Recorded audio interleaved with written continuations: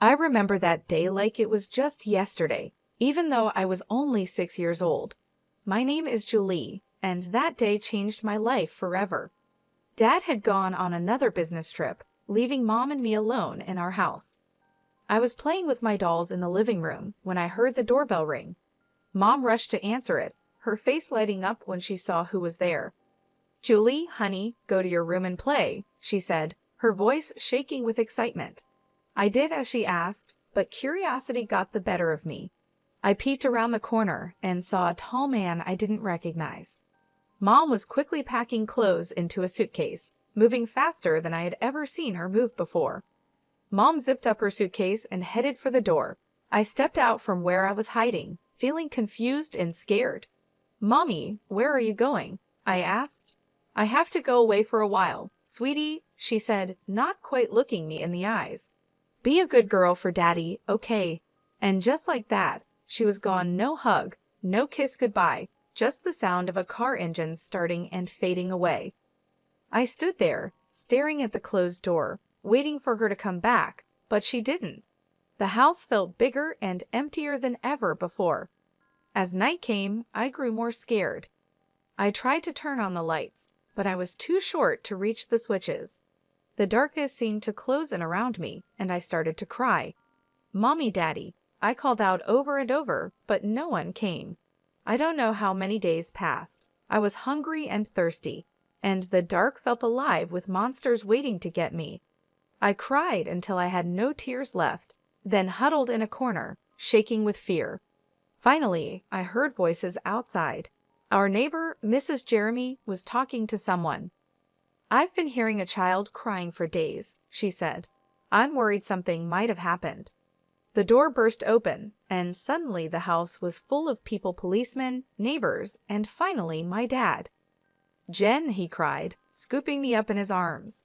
"Oh God, Julie, I'm so sorry." I held on to him tightly, crying with relief. Over his shoulder, I saw a policeman holding a piece of paper. "Mr. James," the policeman said seriously, "I think you should read this." Dad gently set me down and took the note. As he read it, his face fell. He suddenly looked much older, like years had passed in just a few moments. "She's gone," he whispered. "Amy's gone. She left us." The next few weeks were a blur. Dad took time off work to stay with me. We had lots of visitors, relatives, friends, and a nice lady who Dad said was a child psychologist. "Jen has been through a traumatic experience," the psychologist explained to Dad. "It's normal for her to have some fears and anxieties after what happened." And boy, did I have fears. I couldn't sleep without a light on. The dark terrified me. I panicked whenever Dad had to leave, scared that he wouldn't come back either. The fear never really went away. It became part of who I was, just like my brown hair or green eyes. I became Julie James, the girl whose mother left her, the girl afraid of the dark, the girl always worried about being abandoned. As days turned into weeks and weeks into months, life started to feel normal again, but a new kind of normal. Dad and I became a team of two, figuring out how to live in this new world without Mom. He learned to braid my hair. He wasn't very good at first, but he got better with practice. And I learned how to make his coffee just the way he liked it. Then everything changed when Dad met Lauren. I was 8 years old when he introduced me to her. Lauren had kind eyes and a warm smile that made me feel comfortable right away. Over the next few weeks, Lauren became a regular part of our lives. She didn't try to replace my mom, which I appreciated more than I could say. Instead, she found her own place in our little family. One day, I overheard Dad talking to her on the phone. "I think it's time, Lauren. Will you move in with us?" Lauren moved in a week later. She didn't try to be my mom, but she became something just as important, a friend. She helped me with my homework, braided my hair much better than Dad ever could, and always made sure there was a nightlight in my room. As the years passed, other things changed too. Dad's company became successful, and suddenly we were moving to a big new house in a fancy neighborhood. I got my own room with a walk-in closet and a view of the backyard pool. But some things didn't change. I still slept with a nightlight. I still worried every time Dad went on a business trip, and sometimes late at night, I'd see him looking at old photos of Mom. My 11th birthday started like any other day. I woke up to the smell of pancakes, Lauren's special birthday treat for me. Dad was home from work, and we were planning a small party later. Everything seemed perfect. Then the doorbell rang. As I walked into the living room, I froze. Standing there, looking older but unmistakable, was my mother. Next to her was a little girl, about 6 years old, holding a teddy bear and looking around with wide eyes. "Amy," Dad said, his voice tight. "What are you doing here?" Mom took a deep breath. "Larry, I am so sorry for everything. I know I have no right to be here, but," she gestured to the little girl. "This is Maria. She's your daughter." The room went silent. I felt like I couldn't breathe. Dad's face showed a mix of emotions: shock, anger, disbelief, and then something else. "My daughter?" he repeated. Mom nodded. "I was pregnant when I left. I didn't know then. I swear, Larry, I've made so many mistakes. I'm not asking you to forgive me, but Maria, she deserves to know her father." I watched as Dad knelt down to the little girl's level. "Hi, Maria," he said softly. "I'm your dad." Maria looked up at him shyly. "Hi," she whispered. As Dad talked to Maria, I noticed Lauren standing in the doorway, her face pale. She turned and walked away quickly. I wanted to follow her, but I felt stuck, unable to move.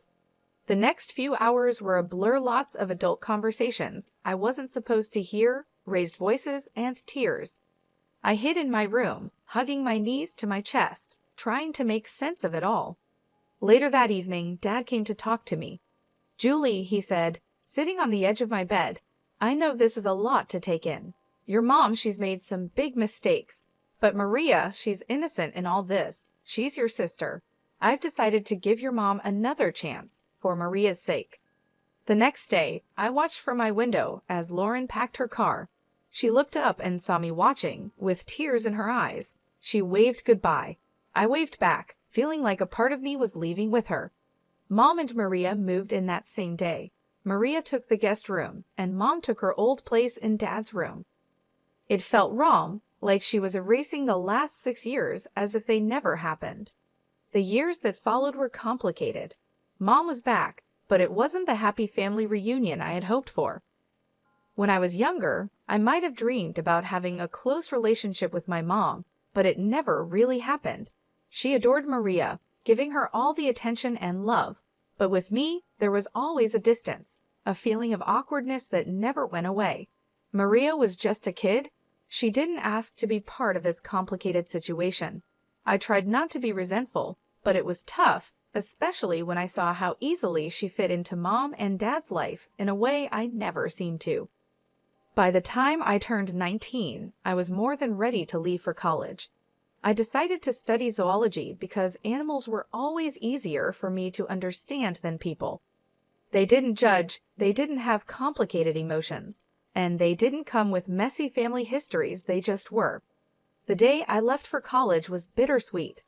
Dad hugged me tightly, his eyes misty. "I'm so proud of you, Julie," he said. "You're going to do great things." Mom gave me an awkward pat on the shoulder and said, "Good luck," but her smile didn't quite reach her eyes. Maria, now 14, rolled her eyes and muttered, "Finally, I get my own room." I pretended not to hear her and focused on Dad's warm embrace. College was a relief. For the first time, I was away from the tension at home and the constant reminder of my complicated family situation. I threw myself into my studies, finding peace in the world of animals and nature. But even though I did well in school, I struggled socially. Years of feeling like an outsider in my own family had left a mark. I was quiet, reserved, and always afraid of getting too close to people. What if they left, like Mom had? What if they replaced me, like Maria seemed to have done? Instead, I found comfort at the small zoo on campus, where I volunteered in my spare time, caring for the animals. There was a particularly grumpy old llama named Larry who became my favorite. He didn't like most people, but he seemed to tolerate me. The years at college went by quickly. and before I knew it, I was graduating. As I stood in my cap and gown, diploma in hand, I scanned the crowd. Dad was there, beaming with pride. Mom and Maria were there too, clapping politely. "Congratulations, Julie," Mom said stiffly. "Your father and I have been talking, and, well, we think it's time you started looking for your own place. You know, spread your wings." I felt like I had been punched in the stomach. I looked at Dad, hoping he would disagree with Mom, but he just looked away, his face full of pain. "Right," I said, trying to keep my voice steady. "Of course, I'll start looking right away." The days after my graduation were tense. I was back in my childhood home, but it didn't feel welcoming at all. Dad tried his best to make me feel comfortable, but Mom and Maria made it clear that I was not wanted there. "Julie, have you started looking for jobs yet?" Mom would ask during breakfast, her tone pretending to be sweet. "You know, it's important to get your foot in the door early," Maria would add, with a smirk. "Yeah, and maybe you could find your own place too. It's getting kind of cramped around here." Nights were the hardest. I still needed my nightlight to sleep, something Maria didn't miss. One evening, as I was getting ready for bed, she barged into my room. "Seriously?" she scoffed, pointing at my nightlight. "You're 23, and you still need that. No wonder you don't have any friends." I felt my cheeks burn with shame. "Leave me alone, Maria," I muttered, but she wasn't finished. The next day at dinner, she brought it up again, this time in front of everyone. "Hey, Mom, Dad," she said, her voice dripping with fake concern. "Don't you think Julie should see a therapist or something? I mean, she's an adult who's afraid of the dark and can't make friends. That's not normal, right?" Something inside me snapped. Years of bottled up hurt and anger burst out. "You want to know why I'm like this, Maria?" I said, my voice shaking. "It's because when I was 6, my mother left me alone in a dark, empty house for days. Do you have any idea what that does to a child?" The table went silent. Dad stared down at his plate, his face full of guilt and pain. Mom's eyes widened in shock, and then quickly filled with tears. "How dare you?" she cried, her voice rising dramatically. "How can you be so cruel and vindictive? I've tried so hard to make amends, to be a family again, and this is how you repay me?" As Mom continued her tearful rant and Maria smirked triumphantly, I realized something: I couldn't live here anymore. This wasn't my home, and these people, they weren't my family, not really. From that day on, I threw myself into job hunting with new determination. Finally, a glimmer of hope, I had an interview scheduled at a small wildlife rehabilitation center. It wasn't glamorous, but it was a start. I left the house that morning feeling cautiously optimistic.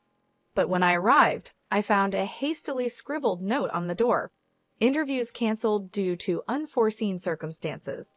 We apologize for the inconvenience." Disappointed, I headed home earlier than expected. I unlocked the front door and heard voices coming from the living room, Mom and Maria deep in conversation. I was about to let them know I was home when I heard my name. If Julie wasn't around at all, Maria was saying, it's not fair that she gets any of Dad's money. She's not even really part of this family. "I know, sweetie," Mom replied in a calming voice, "but we have to be patient. Once she moves out, it'll be easier to convince your father to change his will. We just need to keep pushing her to leave." It felt like a bucket of ice water had been poured over me. They didn't just want me out of the house, they wanted me out of the family entirely. And they were after my inheritance, too. I sat on my bed, my mind racing. What should I do? Should I tell Dad? But would he believe me over Mom and Maria?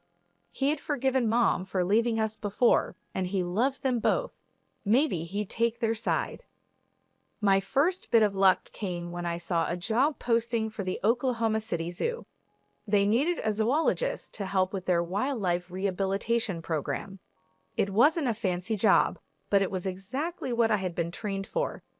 I sent in my application right away, and to my surprise and happiness, I got called in for an interview.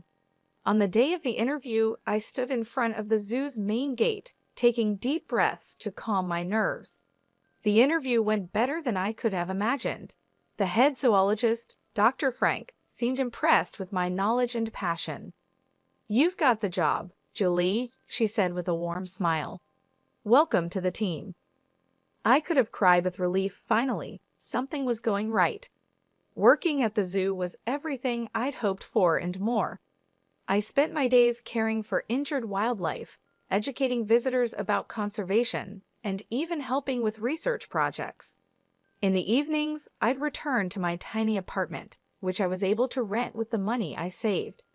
To combat the loneliness, I started joining online forums for animal lovers and people with similar interests. That's where I met Scott. Scott was from the same city, shared my love for animals, and had a great sense of humor that made me laugh even on my toughest days. We started chatting regularly, sharing stories about our day, and discussing everything from the latest conservation efforts to our favorite books. One day, Scott suggested we exchange photos. With trembling hands, I sent him a recent picture of me at the zoo. He replied with a photo of himself. He had kind eyes and a warm smile that made my heart skip a beat.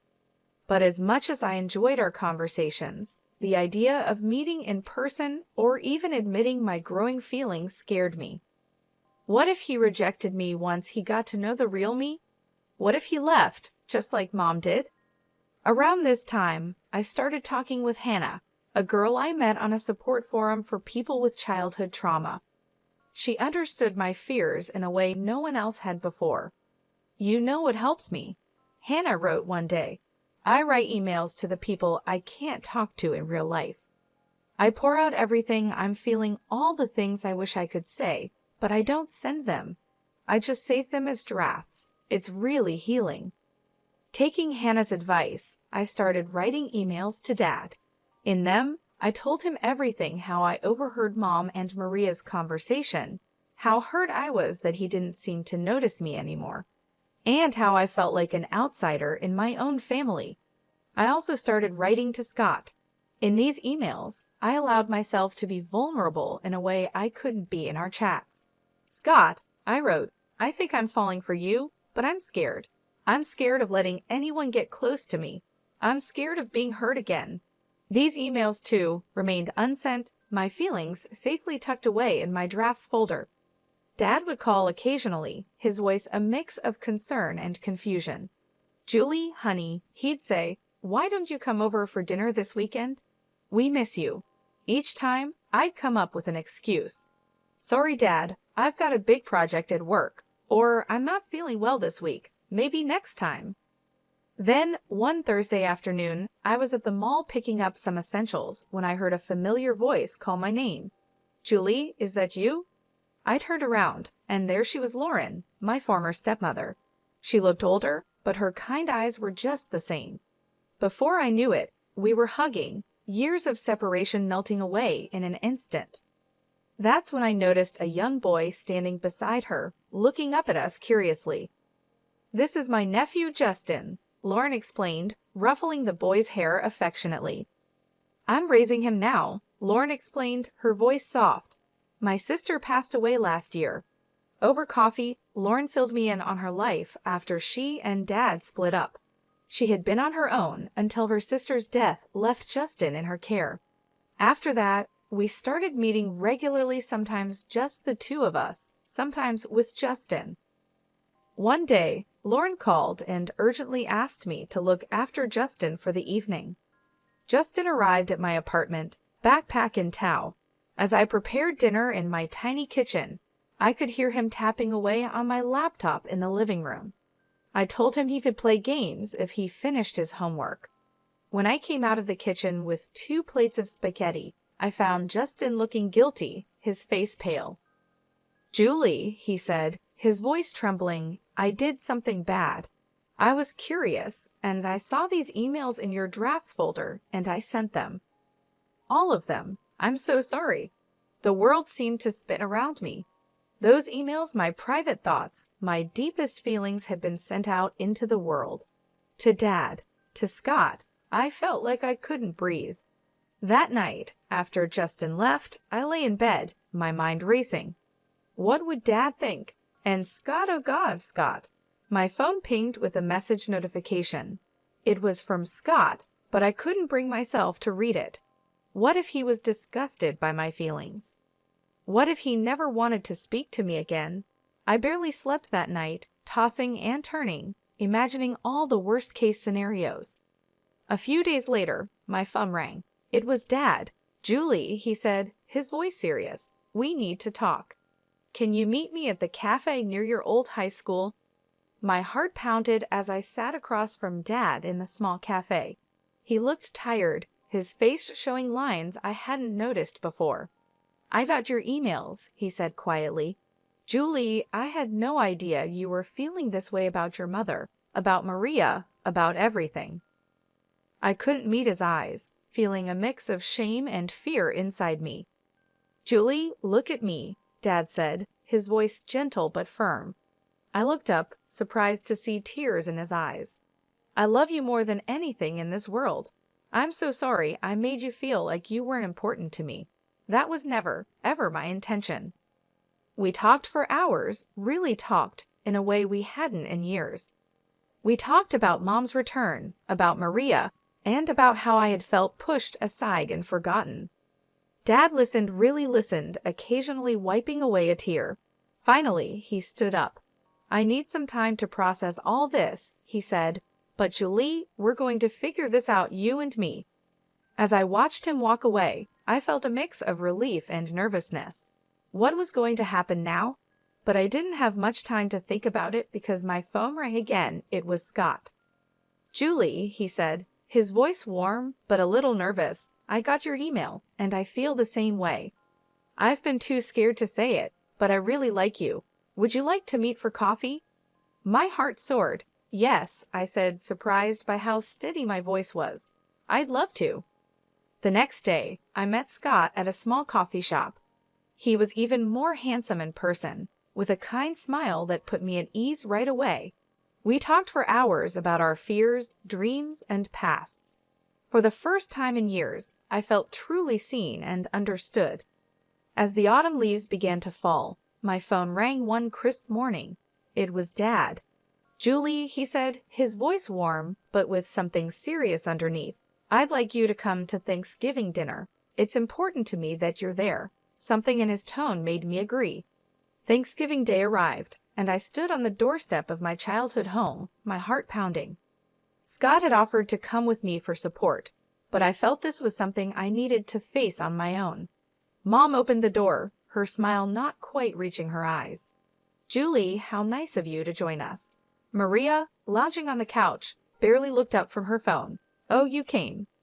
Dad emerged from the kitchen and hugged me warmly. "I'm glad you're here, sweetheart," he whispered. As we sat down to dinner, the tension was thick. Mom and Maria exchanged glances, their smiles forced and fake, but Dad seemed unusually calm. Just as Mom started to serve the Oklahoma, Dad cleared his throat. "Before we begin, there's something we need to discuss." He reached down beside his chair and pulled out a thick manila folder. Dad began laying out documents on the table. "Amy, Maria," he said, "I've known for a while that something wasn't right, so I did some investigating."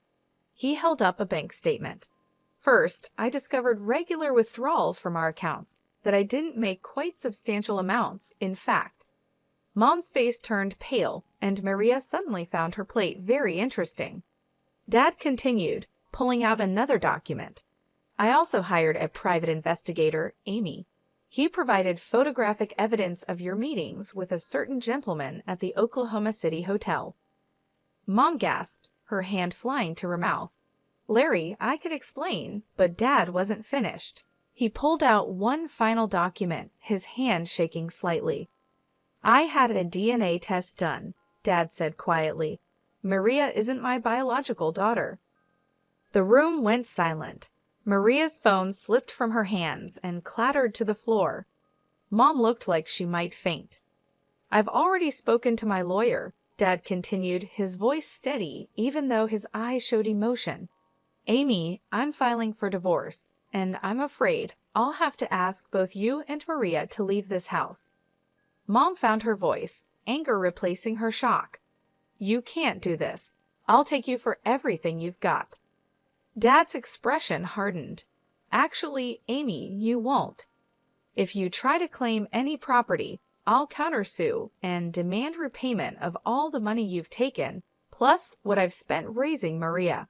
My lawyer assures me I have a very strong case." Tears streamed down Mom's face as she realized the seriousness of the situation. Maria sat in stunned silence, her world falling apart around her. In the days that followed, Mom and Maria moved out. Dad and I began to rebuild our relationship, stronger than ever before.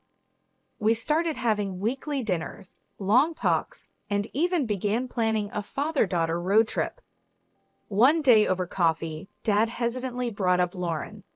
"I've been thinking a lot about the past," he said, "about the mistakes I made. I reached out to Lauren to apologize. We've been meeting for coffee, talking things through." I smiled, genuinely happy for him. "That's wonderful, Dad.